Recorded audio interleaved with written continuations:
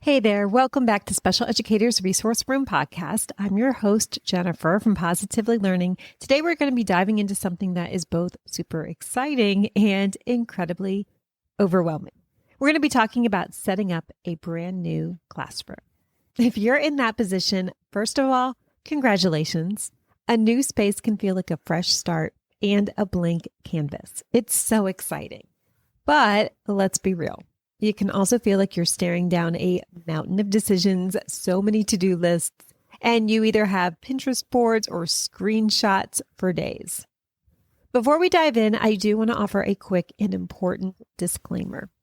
I fully understand that not every special educator is handed classroom keys of their own. Some of us are rolling through hallways with a cart, sharing a space with another teacher or three, or squeezing into a storage closet turned office. I've been there and I haven't forgotten. So while this episode is geared towards setting up a full classroom space, I will also sprinkle in some tips for making the most of whatever space you do have. Because whether you're working in 400 square feet or just a rolling cart, you deserve a setup that's going to support you and your students. So let's walk through the 5 steps I'd follow if I were setting up a brand new special education classroom without losing my mind in the process.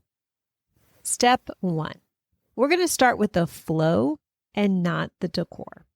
It's so tempting to start thinking about borders and printing labels and color coding everything. I get it. That's the fun part. But I will always suggest beginning by mapping out the flow of the room first. So here's some questions you can ask yourself. Where will students enter and exit? What areas will they be visiting most often? Where are the transitions going to happen? Can you see every corner of your room from your small group table? And is there space for movement or sensory breaks? So now that we've thought about the flow, I suggest sketching out some zones first. Decorations, not themes, zones. So you might want to start with a calming corner or spot that has soft lighting or sensory tools. You definitely want to consider a zone for a small group table for instruction. And a few independent workstations, yes, even on day 1. You want some place for resources or materials, somewhere that you can stash the reinforcers, the visuals, and all the supplies. And you want a space for whole group routine, like a morning meeting or if you are sitting in a circle. Even if your quote-unquote room is a cart or it's a nook in another teacher's space, these zones can still apply. They just might be stored in bins or hung on a wall with command hooks. Here's a pro tip. Use blue painter's tape or sticky notes to test your layout before pushing around any kind of heavy furniture. It's low effort and high impact, especially on your back. Step 2, you want to identify your must-have systems first. So before a single bin hits the shelf, ask yourself, what systems do I need in place so this classroom can run, even if I get pulled into an IEP meeting or if there's a SEP tomorrow?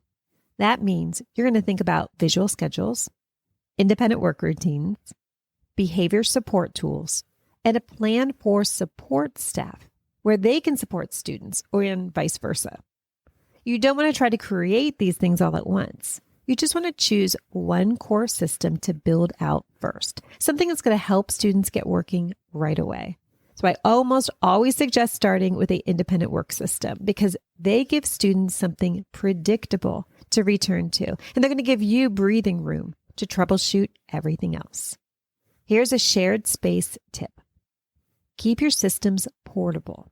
Store them in a labeled grab-and-go bin or zipper pouches. Bonus if students can help set them up or put them away.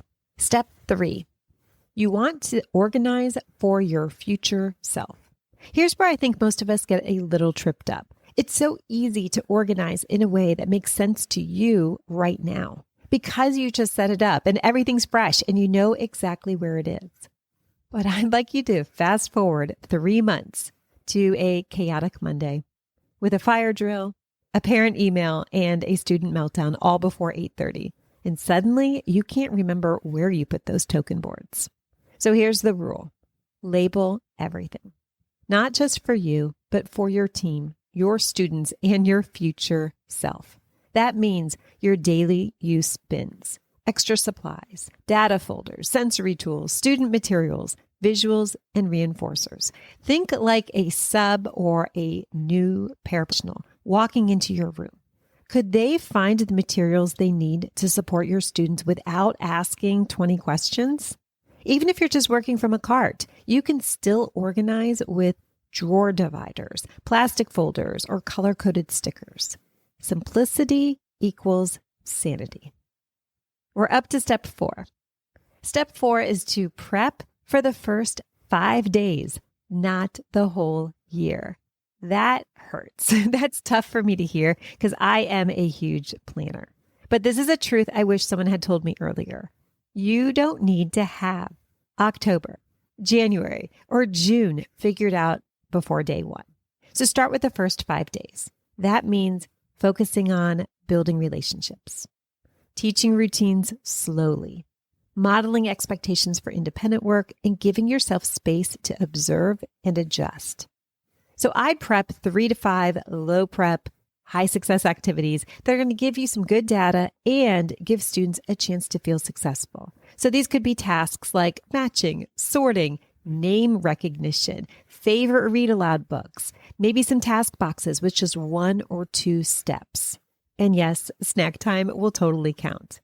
Your goal for the first week, these first 5 days, is to create calm and connection, not a perfectly laminated 36-week plan. Step 5, create a reset routine before you need it. Because let's be honest, something is going to go sideways, and that's okay.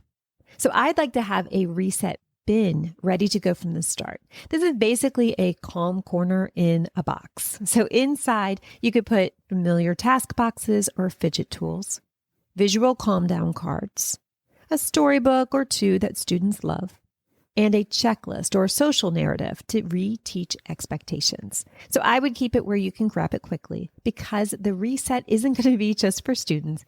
It could be for you and your team too. If you're on a cart or in a shared space, this might live in your teacher bag or an emergency folder that you bring with you. Whatever makes it easy to access and easy to use. Final thoughts. You deserve a setup that's going to work for you. So this is my 5-step approach one more time. Number 1, start with the flow. Build zones that are going to support your students and routines.